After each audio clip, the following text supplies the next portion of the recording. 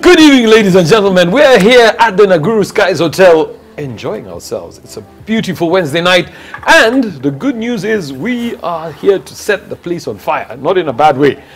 But recently, the Archbishop of the Catholic Church of Uganda talked about something which has proved to be extremely controversial. Tithe. Why? I don't know, but we'll find out a bit later. Now, his thoughts were very simple. That every Christian, starting with the Catholic Church, should pay 10% of their income to the church, because that's the only way to grow. Now, a lot of people have come up in arms. People are saying it's a government tax, saying a lot of things. But as we always do on Men, we talk about those things that kind of might be pinching you. You know, they say the one who knows, the one who has the shoe knows where it pinches most. Isn't that true, Banji? Yes. Knowing that you're a strong Catholic. Now here tonight we have a guest who's not exactly a guest because Bill has been here quite a number of times. Good to have you here, Bill. You are also a legal mind. Now, before we get into what is right and what is wrong about tithing, I just want to ask you from a legal perspective. Okay. Is it legal for the church to ask for tithe from its parishioners? This is a very touchy subject, and it's quite interesting that the Archbishop could make such a statement, in my opinion. And legally speaking, yes, the Constitution provides for freedom of worship, and we are a secular state, which means that we are a state with everyone is free to worship any religion and all religions possible. Now, that in itself means that as we're seated here, everyone could be belonging to a different religion. So just on the basis of it, how do you then ask government to tax its people? Because at the end of the day, if I'm a Catholic today and tax is levied upon me, and then tomorrow I change and say I'm a Muslim, how then do you control that? Just in itself, it is flawed. It's not possible. But is it a tax? The tithe is not a tax. Basically, it's a tax. 10% of your income is a tax. But remember, churches are not taxed. So, what's your basis? What are you basing that on? And then there's so many. When we go into tax, we shall go into doctrines of fair taxation and the different methods in which tax is levied upon people. But here is the church saying, you know what? We have to take 10%. In a state where we have about, I don't know how many religions we have now. I'm not so sure about the number. How do you then control that? How do you enforce such a law? How do you tell a Muslim tomorrow who changes to a Catholic that, you know what, your account is, you've changed, and then how do you declare it? In itself, it's flawed in so many ways. And as we go on, we shall discuss further how the different loopholes. It was just a statement you should not have made. I'm sorry, I don't want to go against the Catholic Church, but... Okay, Chris, I'll tell you. Unfortunately, and I risk being stoned for saying this, I don't think there's anything wrong with what the Archbishop said. And I'll tell you where I come from. I benefited from schooling in a Catholic school. I know Catholic education is very good across the board. And one of the things, I even did have that chat with my wife, and one of the things that we know is these things cost money.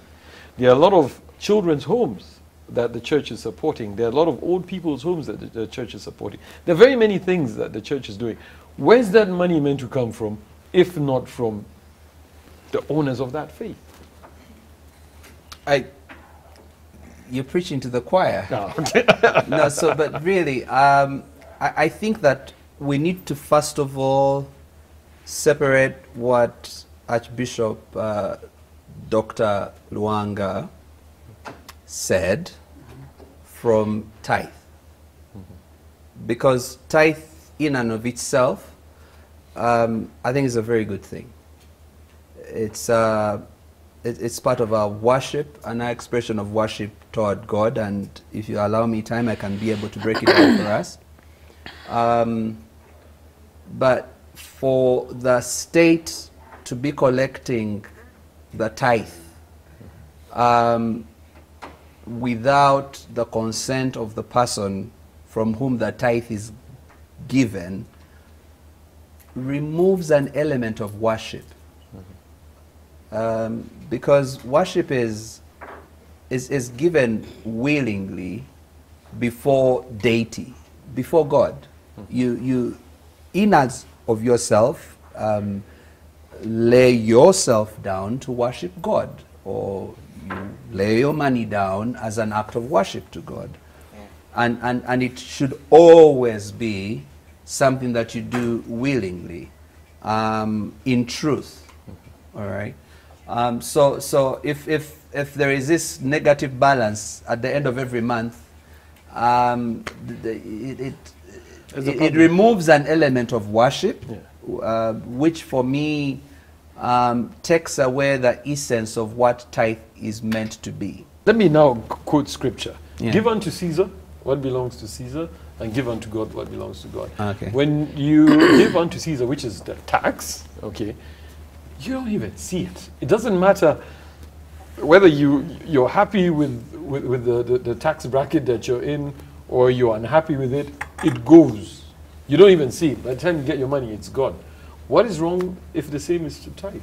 No, I mean, I can just in equal measure say that you can give tithe to church and you don't even see where it goes, and it's not even accounted for, and sometimes in some particular churches it's even misused. You give of the tithe, gets into the basket, then the pastor collects it because it's his personal money. He dips his hand in the basket, calls the fishmonger and says, "Hey, 2 fish."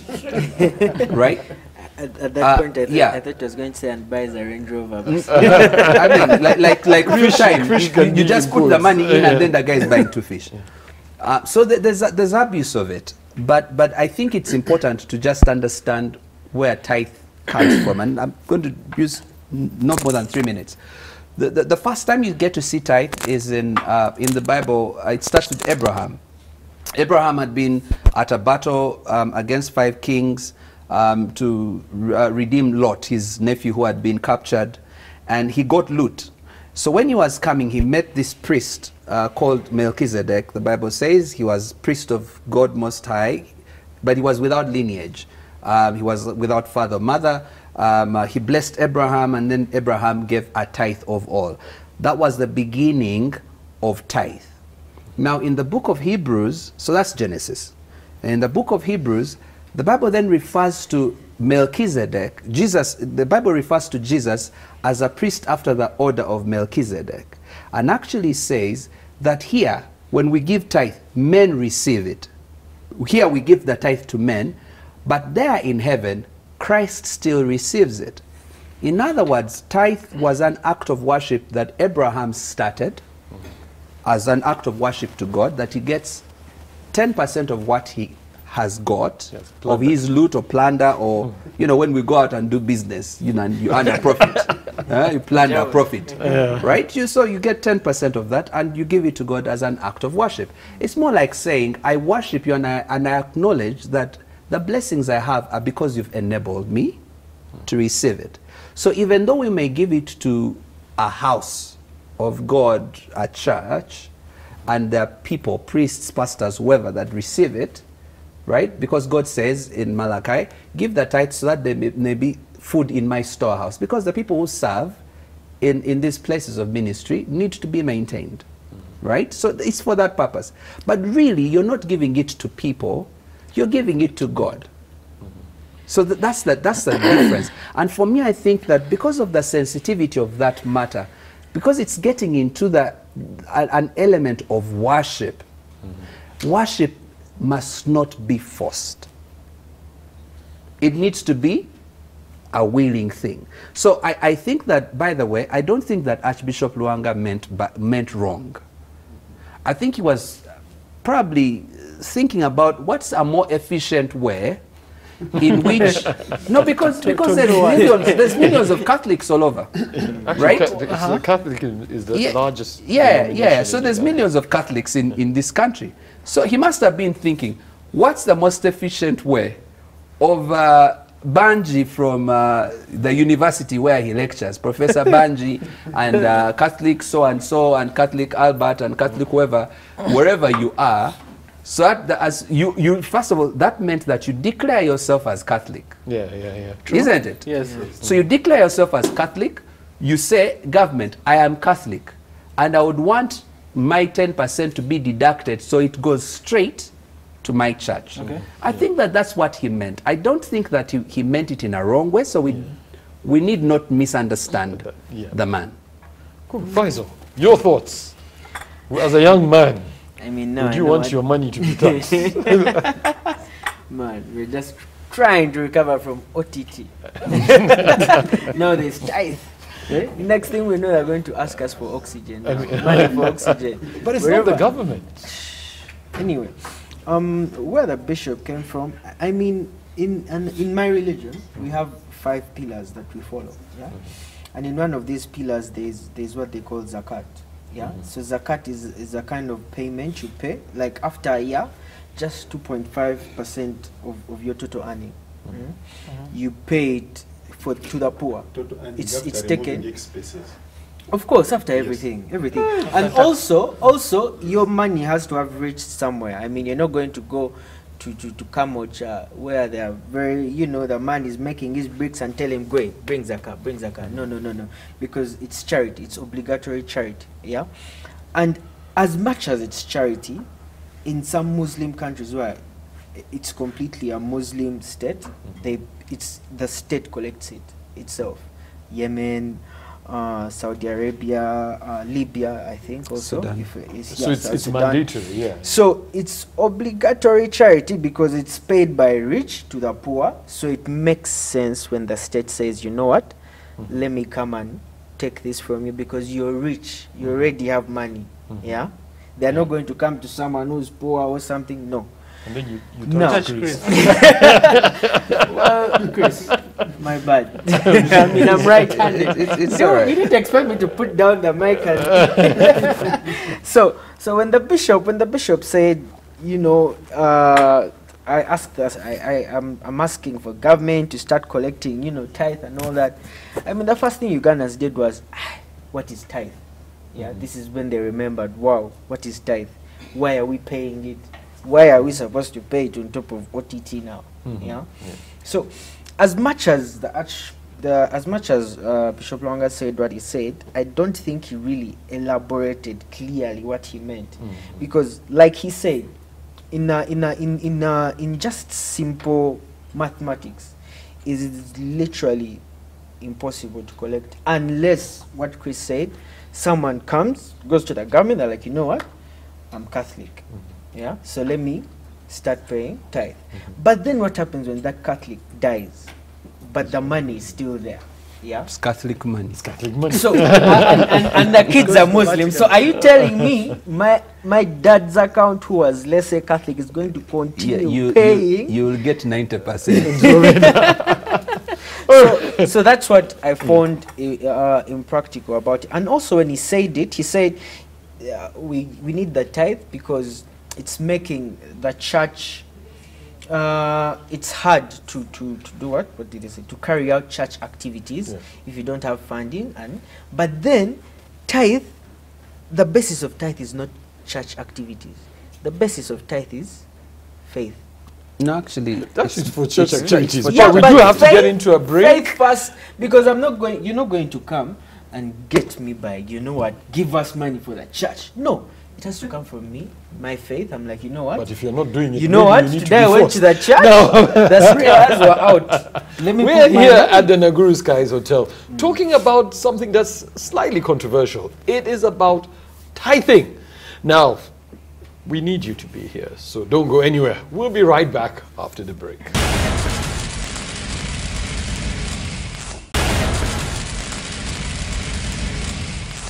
Welcome back from the break. In case you've just joined us, we're here at the Naguru Skies Hotel talking about the issue of tithing. Should Christians be made to tithe by force? Because that's what some people are saying. Or should they be willingly forced to tithe? Or should it be left to them? Now, we're basing this discussion on what our dear Archbishop Lwanga said. I think, again, just my opinion. Why are you looking at me? I think that if you are a Catholic and you don't want to tithe, then you stop calling yourself a Catholic. Banji. You're even called Venancio. Okay. What are your thoughts You on people are this? going to chase away people from their religion. You want me to be excommunicated from the church? I think there are two things I want to say here. That Dr. Lwanga is at pain. As a man of God and a leader, his desire is that all the Catholics really contribute to the activities of the church through tithing. And I think he might probably be experiencing what is happening in other countries. You know, there is a negative relationship between tithing and economic growth. As the country grows, fewer and fewer people are willing to contribute To church. To church. to church. Now, just a minute. Because most people, and I think it was on one of the shows where Chris mentioned and said, if you want broken people, you go to church. Okay? And whereas the rich can also be broken, but they will tend not to go to church. Church gives us hope, gives us faith, gives us belief, gives us satisfaction that tomorrow things will be fine. Now, I think on one side, the bishop was correct, said the Catholics should tithe. Actually, it is a Catholic duty to tithe. So you can't call yourself a Catholic when you are not tithing. However, where I find the challenge is in his argument that the state should collect the tithe. And I think our Dr. Bishop needs to rethink, in my opinion, that argument. Because when you look at the supreme law of the land, that's the constitution, Uganda is a non-state, is a non-religious state, meaning there is freedom of worship. We can worship anything. So then how does the government come in to enforce the collection of tithe? Which authority will they use? Because they are not even supposed to know that I'm Catholic. Okay, for them to know that I'm Catholic is probably just a statistical issue, but not for them to collect tithe. They have no right to collect the tithe from me. The church, the Catholic Church, has the right. So I think we could do, the Archbishop has brought in an argument. We can have a conversation on how best tithe can be collected, but I think the argument of the state. So can I just jump in here with a certain angle? I think that one of the things that is quite interesting is how there is a dichotomy of living with a number of people who, you know, you go to church and you act a certain way. When you're going to have Holy Communion, you humble yourself and all that stuff. You almost want to roll on the ground in humility. And then mass ends or service ends, and the person who walks out of that door and the things they are doing are totally different from what was happening inside church. Yeah, true. So what I like about what the Archbishop has done is he's brought the conversation into the real life. He's brought the conversation to the bank account. He's brought the conversation to a place where every faithful has to ask themselves, is God really my God, or is money my God? and this is where there is a parting of ways. Yeah? Because guys are like, look, I'm Catholic, but not with my money. So then you begin to question yourself, because the idea should be that we are in totality worshippers in church, in our workplaces, in our homes, on the streets, everywhere we are. You are a total person who's got a total complete faith, right? One of the comparisons we could have is with Jews. Jews tithe. Jews know the importance of tithing. Jews know the benefits that come from tithing, the blessings. I mean, like, the Jews are by far the richest race on the earth. There are very few, and they own, I think, more than 25% of the wealth on the globe. Yeah. All right? Disproportionately. But all Jews tithe. And it's for their faith is complete. There's no dichotomy. You're not Jewish in the synagogue, and you're not Jewish at home, or not Jewish in your business. So I think that what I like that's come out of this debate is how this is putting a spotlight on the Ugandan faithful. To say, is God your God? But, or is it man your God? But that's not how it is. This is the thing. It's an interesting angle. This is the thing. A friend of mine asked me something, and they were like, you know what? Let's say we were in a different country that isn't Uganda, yeah, where you trust the church. I mean, you're going to put your money there, and the guy is not going to the next day buy a Range Rover or something. He's going to build a bigger church, and the state actually works in favor of the people. So if then the bishop came and said, you know what, guys, tithe, state is going to collect it, literally people would be okay.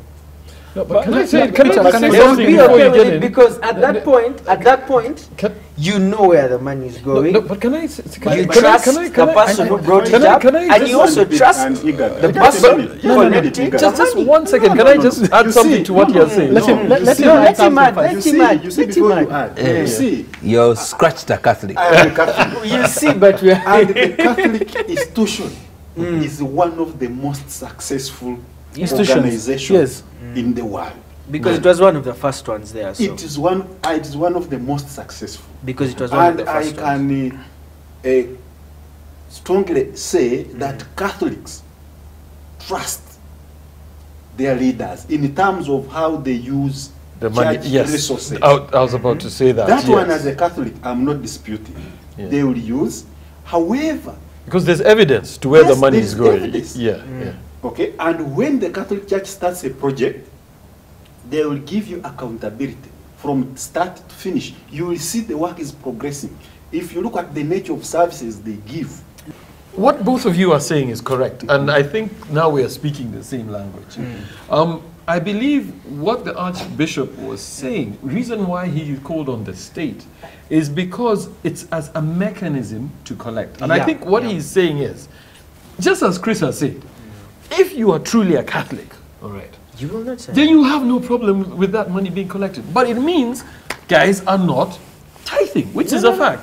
You've talked about the Catholic Church being one of the most successful. It is. But a lot of that money doesn't come from here, unfortunately. A lot of it comes literally from out of the country, which is sad because we have the capacity to build ourselves. You also mentioned that unfortunately in the African setting, the richer I get, the further I get from God. You know? And that's when, and it's even in the Bible, you see, the more money you make, that tithe, you see, when you're making 100,000 shillings, you're tithing 10,000 shillings, okay? You're making 1 million, you're tithing 100,000. You're making 10 million, you're tithing 1 million. You're making 100 million, you're like, whoa! 10 million. 10 million.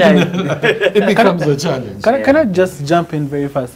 Actually, Peter, I'll come back to that, but I yeah, think what's irritating me, I think, about that statement that he made are two things. One, the church and the state, I think this has been politicized, according to me. The church and the state wanting, or the church wanting to become Part of the state. part of the state. And what's funny is the church in Uganda, depending on what's favorable to them, they side with the state when it's favorable to them, and then they move the other way when it's not. Now, him coming up and saying, with all due respect, that Catholics should tithe, the church should subtract that.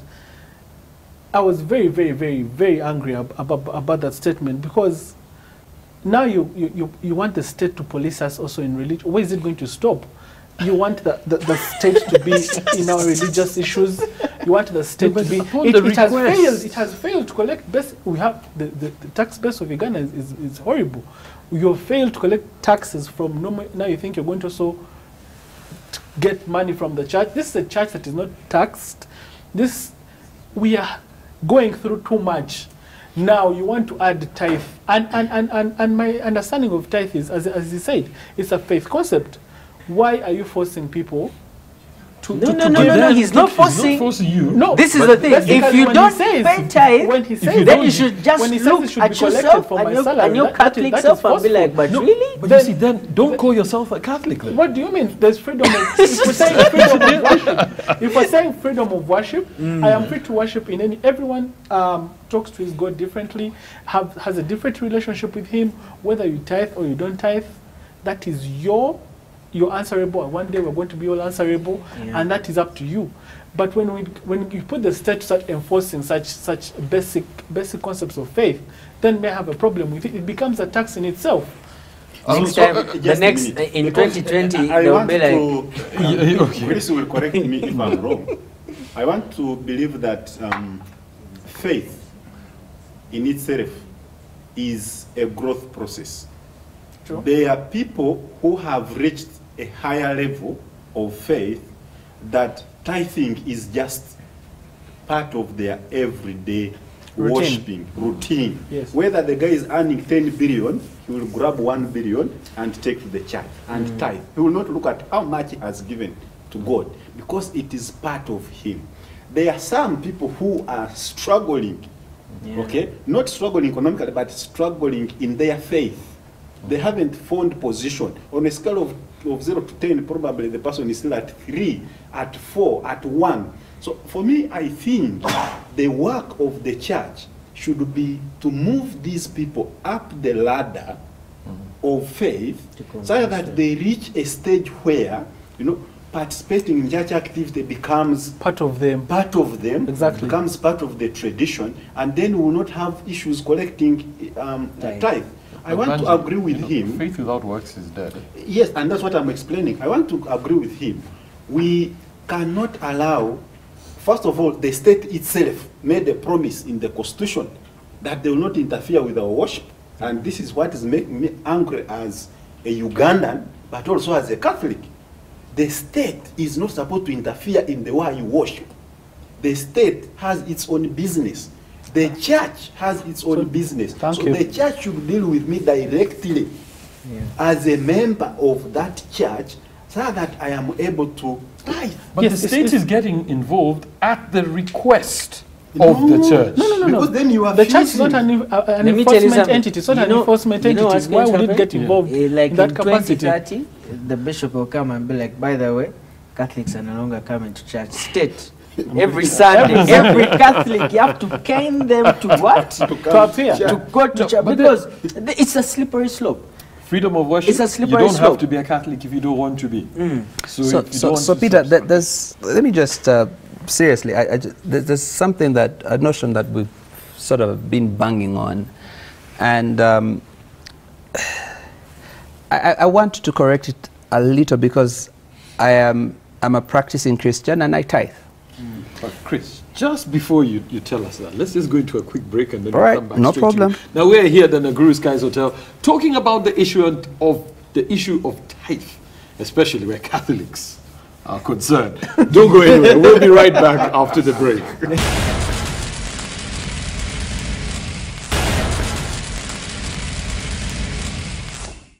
Welcome back from the break. In case you've just joined us, we're in the last session of this pretty warm debate about tithing. Now, just before we went to the break, Chris, we cut you off. Yeah. So what I was saying is that I am a practicing Christian and I tithe. Okay. So what happens is that I started tithing when I was much younger, and you start with, it was a question of pocket money. So you've gone to school, they've given you pocket money, and the question is, do you tithe on pocket money? That's the first question. So the question was, is it an income? So you realize, yes, it's an income, as in money has come in to you, from your parent to you. So you need to worship God with your 10%. And it was really difficult, right? Those days, you had 10K. If your parent is loaded, it was 50K. Right? It's not these days where kids have 500,000. I don't know where they get that from. But anyway, ours was 10K or 50K. And so to get 1,000 shillings off your 10K, or to get 5,000 shillings off your 50K was a big deal. But why we did it was we acknowledged the fact that it is about worshiping God. Right? True. He has given me life and enabled me to receive this money, whatever the reason. But what has happened is that the more I have earned money, is the easier tithing has become, because it's a habit. It's just a natural thing that it's an automatic thing. Money comes in, back to what he said. money comes in, the 10% just goes off without thinking. So it doesn't matter what the amount is. So you had earlier alluded to the fact that the more you earn, you could be like 10 billion and say, oh my goodness, I hold billion to the church. You actually don't think about it, because you know that what really belongs to you is 90%. So I think that's one of the things that I wanted to say, because tithing is a bit difficult if you've not done it before.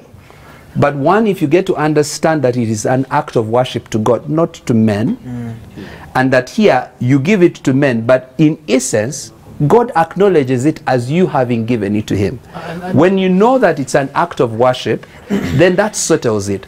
I think the question here is on the mechanism that the Archbishop suggested, and I think that's where there's a parting of ways. And that's the argument we're having. We're saying exactly what you're saying. Is that why doesn't the church concentrate their people on that? Exactly. You grow the faith that someone gives without being policed. I'm going to presuppose something. I think that for the Archbishop, he looks around in the congregation in Ruaga and he says, but these guys, I see the way they drive. He looks at the cover of the parking lot. I see their stomachs. But the basket has nothing. These guys are jokers. So let me find them at work. Uncle, these people need to give me my money. I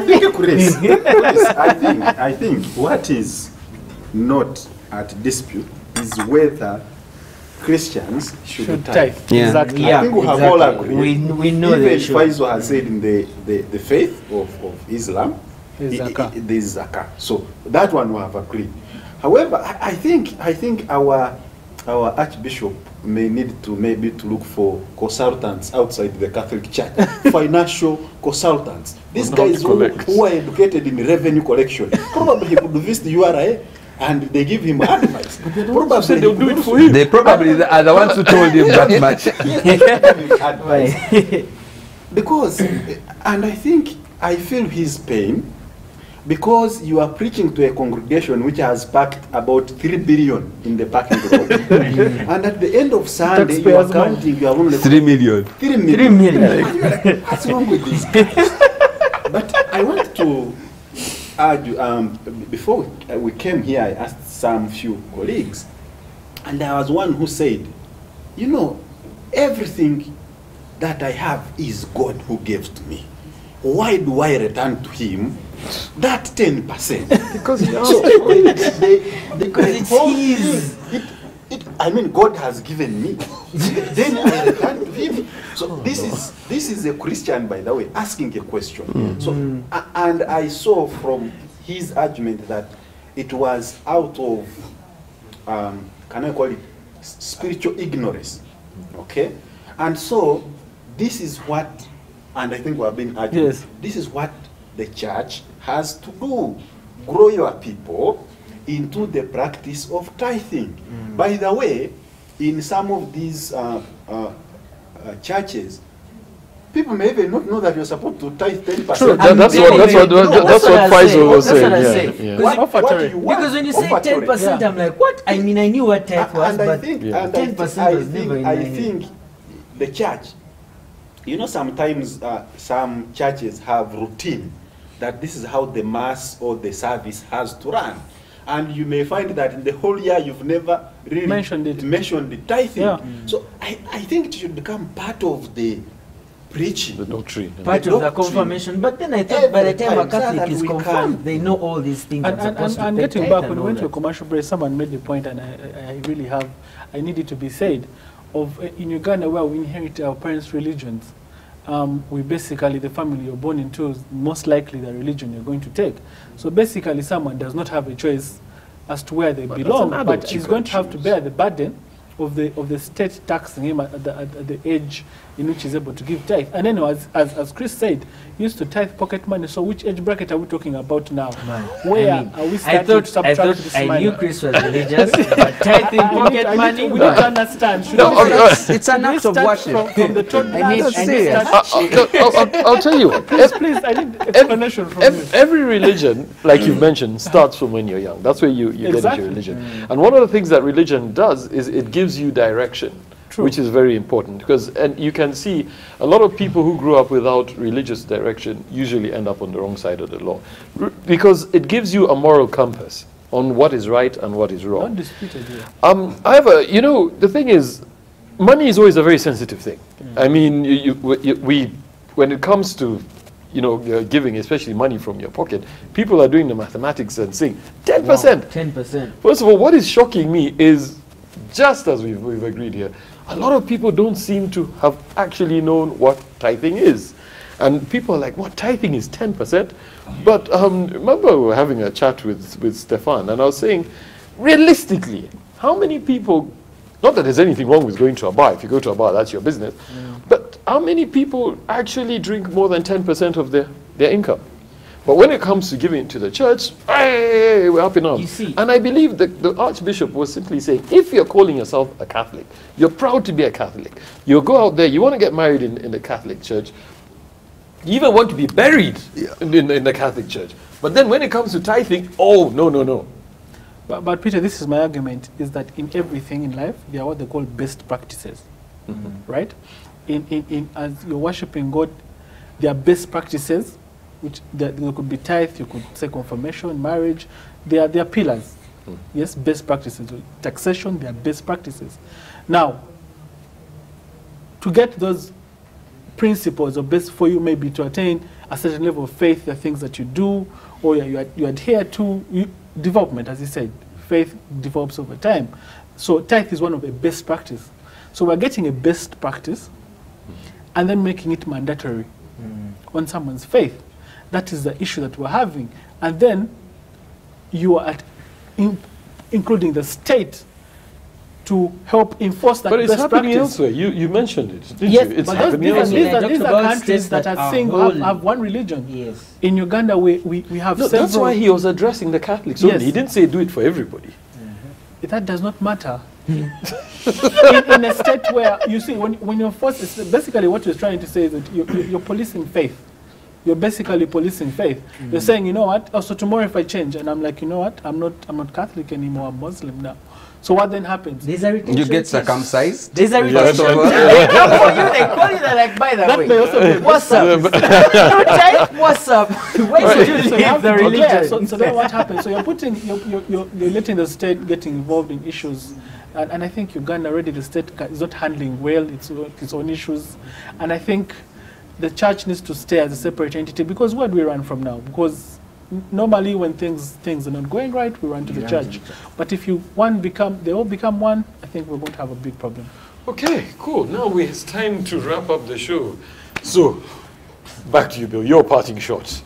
What word do you have for us? Okay, I kind of guess what you're going to say, but... Well, my parting shot is, I believe that the church should strive very hard to develop its people and enforce the best practices in a way that people are comfortable to do what the church lays out to be good practices and to be for a good Christian. And then this issue should not be a big issue. And also, I don't like the issue that the church keeps running to the state when it suits them. I think we have politicized everything in Uganda. Everything has been politicized. Whether someone's buying a chair or now religion is being politicized, can we please separate the two entities? And people have a bit of perspective. Well, great stuff. Banji, your parting shot as our senior Catholic on the show. Well, without sounding political, there are sections of the Catholic out there who do not trust the state, first of all. Yep. The way the state is handling state affairs, some Catholics are already questioning. So how can we then trust them with our tithe? I think this is a question for the Catholic leaders to think about. Now, having given them that kind of direction, I would argue and say that it is a religious duty of a Catholic to tithe. Catholics who don't tithe are really missing the point. They should not belong to the Catholic institution. It's their job to tithe. So if you are not aware that you are supposed to tithe, please tomorrow get a calculator, count how much money you've earned last month, because the month probably ended. So calculate and go to the church and hand it to the priest. 10%. 10%, please, not less than 10%. And tithe is not necessarily cash. If you are making bricks, you can count 10% and you tell the church, 10% of your bricks are here. Convert them into cash. If you are selling, if you are making chapati, bring 10% of the chapati to church. The church will convert it into whatever resource they want to do. They can use it to feed the hungry. It's part of the church. So the bricks can be used for building schools. So it is a duty of a Catholic to tithe. However, I would say that we should not mix Catholicism with state. The two should remain separate. Faisal, your parting shot. I mean, a sticky one. I mean, at first when the bishop commented about tithe, I actually thought this church is like, you know, part of theirs, Catholic. Because then I'd understand it's trying to get money, you know, to finish up that thing has been there for a very long time, to finish up the church. But, like, like he said, you know what I wanted? For some reason, I wanted this whole thing to just blow off, and the state is like, you know what? Yes, give us your money. Because I assure the bishop that money, it will even be less. Like after we go back and be like, ah! Now the state has also deducted tax for collecting the tax. The tithe. You are also, because, I mean, the state is not going to collect this money for free. It's not charity. Of course. That's not how the state works. They charge. So if they're going to collect OTT, there's also tax. That is what you have to know. So, tithe, yes, tithe is good. Whether it should be compulsory or not, I don't know. But, I mean, Chris has been paying tithe on pocket money. So sincerely, I know every Catholic can pay tithe. I mean, if he paid it on pocket money, then it should really be in every Catholic if you really call yourself a Catholic. Yeah. Chris? Yeah.